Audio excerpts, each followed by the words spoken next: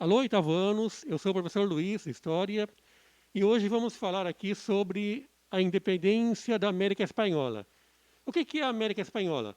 São as regiões da América que foram dominadas e colonizadas pela Espanha, certo? E ficaram aí quase 300 anos dominados pela Espanha. Só que chegou um momento em que essas regiões, essas colônias, quiseram se libertar da Espanha e ficar independentes. Tá?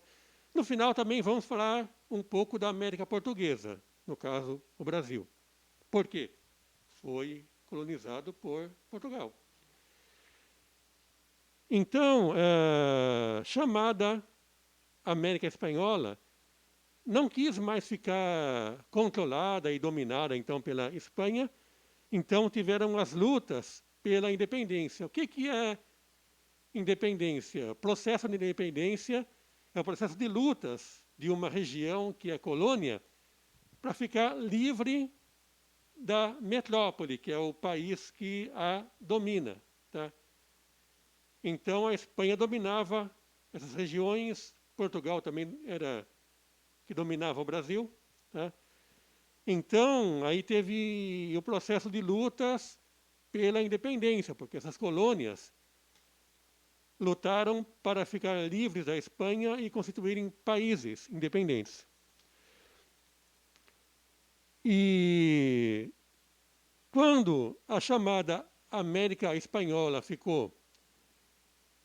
ficando independente da Espanha, ela se dividiu em 18 países.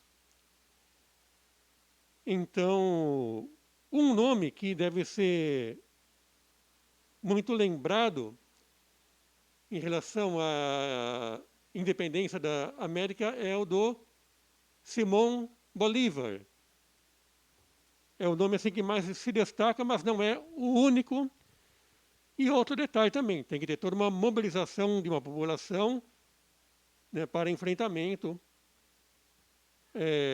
contrário ao país que está dominando a região, certo? Então, mas tem aí os nomes dos líderes que se destacam, né? E o Simão Bolívar, conhecido como o libertador da América, o sonho dele era que a América Espanhola fosse um único país, unido, num só país. Só que isso se tornou impossível, então a América Espanhola se dividiu em 18 países. Então temos aí, por exemplo, Argentina, Colômbia, Venezuela, Peru, etc. Só para citar alguns.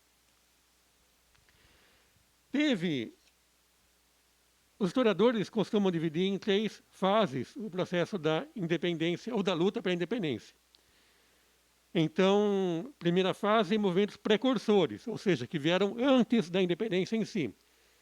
O mais destacado, no Peru, foi o do líder indígena Tupac Amaru II, que era um líder indígena que era muito culto, percebeu que o povo dele era explorado, né, e então ele lutou pela independência no território peruano, a partir do ano de 1780. Ele conseguiu, certa vez, reunir aí 60 mil índios, que foram mortos aí pelos espanhóis. Tupac Amaru foi preso e executado de maneira cruel. Os espanhóis amarraram cavalos nos 4 braços e nas 4 pernas do Tupac Amaru e mandaram os cavalos a partir a correr, e aí ele morreu assim, né? Com os braços e as pernas sendo cortados pelos cavalos que partiram em disparada. Ele é um dos heróis aí da América, da luta pela independência e pela libertação aí do povo americano, dos povos americanos. Tem um cantor de rap, Tupac Amaru Shakur, que ele tirou esse nome justamente desse líder indígena. Tá? Então, se buscar aí no YouTube, canções do Tupac Amaru Shakur, você vai encontrar. Né?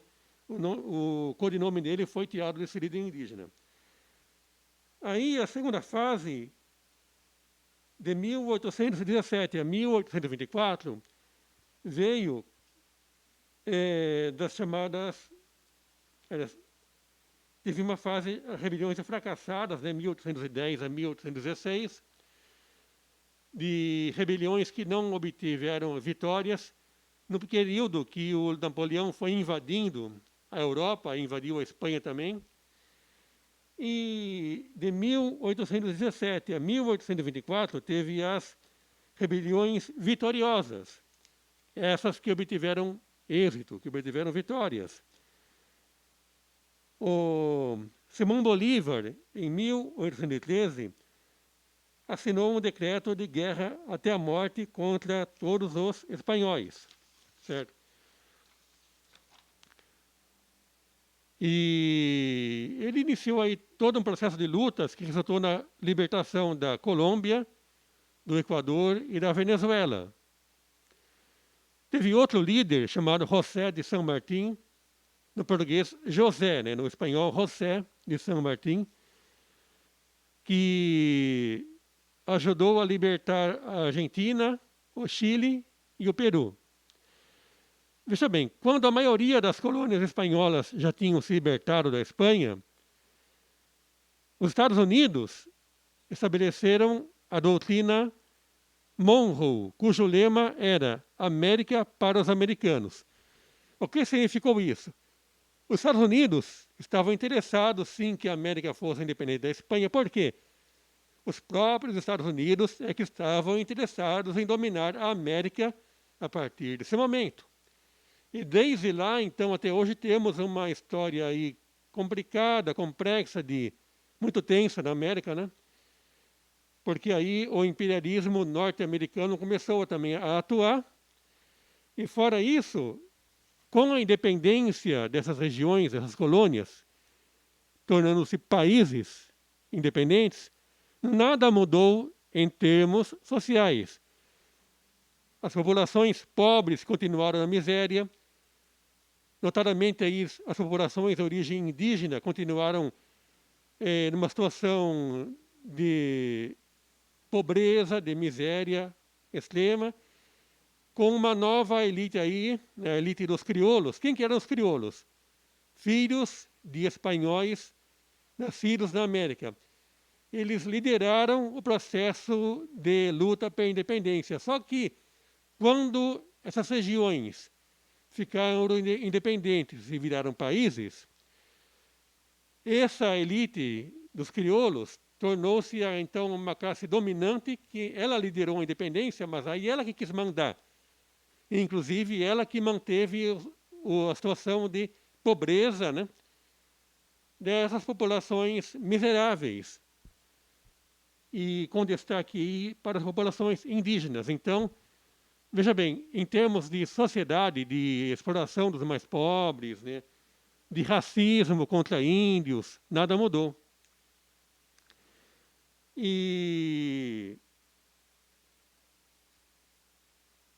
na chamada América Portuguesa, né, que é o Brasil, sobre ela falaremos numa outra aula com mais detalhes, certo?